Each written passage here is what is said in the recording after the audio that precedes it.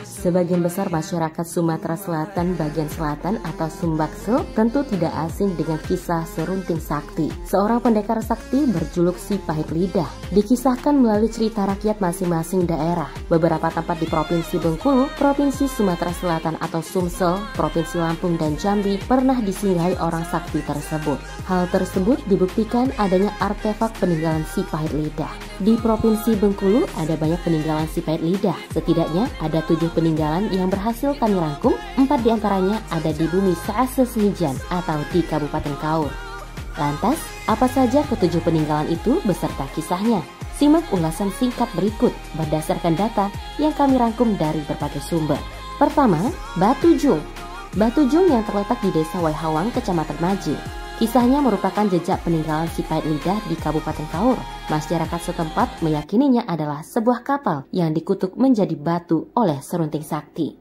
Syarif 56 tahun warga setempat melansir radar kaur.disway.id Minggu 7 Januari 2023 mengatakan Batu Jung di Pantai Waihawang adalah kutukan Si Pahit Lidah yang kami percayai sejak dulu. Apalagi cerita ini turun-temurun diceritakan oleh sesepuh dan tetua di sana. Dikisahkan seketika sampai di daerah Pantai Waihawang, Si Pahit Lidah yang berada di pesisir pantai melihat sebuah kapal di tengah laut. Dia yang membutuhkan putung api lalu berniat memintanya pada orang yang ada di kapal tersebut. Lalu ia berteriak untuk menyampaikan niatnya. Namun setelah beberapa kali berteriak tidak ada tanggapan dari awak kapal. Ia yang kesal lalu menyampaikan serapah orang di kapal itu telah menjadi batu. Karena ucapan saktinya itu seketika kapal beserta orang di dalamnya menjadi batu.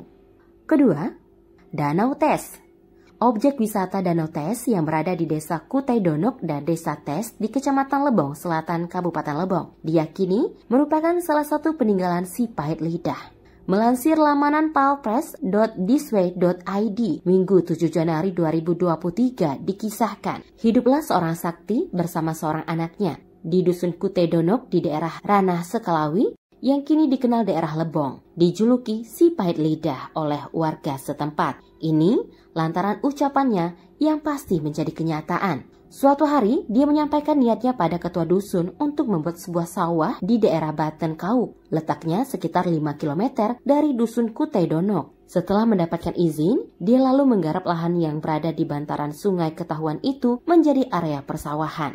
Konon, tanah-tanah yang dibuang Si Pahit Lidah itu membendung aliran sungai air Ketahuan dan akhirnya membentuk sebuah danau besar yang diberi nama Danau Tes. 3. Rimba Batu Balai. Jejak peninggalan Si Pahit Lidah selanjutnya adalah Rimba Batu Balai. Letaknya di Desa Rimba Besar, Kecamatan Semidang Alas Maras, Kabupaten Seluma. Melansir lamanan radarselatan.disway.id Minggu 7 Januari 2024, Rimba Batu Balai sebelumnya adalah pemukiman penduduk yang kemudian dikutuk menjadi batu oleh Si Pahit Lidah. Diceritakan, kutukan ini bermula saat warga di tempat tersebut yang kala itu sedang mengadakan hajatan besar tidak memberi respon ketika dipanggil oleh Si Pahit Lidah.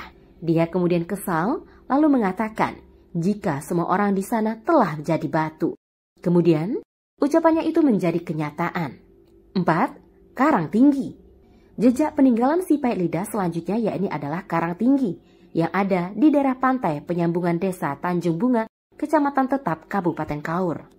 Dalam suatu kesempatan beberapa waktu lalu, Kades Tanjung Bunga, Risman bercerita daerah Karang Tinggi sebelumnya merupakan dusun yang dikutuk menjadi batu oleh Si Pahit Lidah.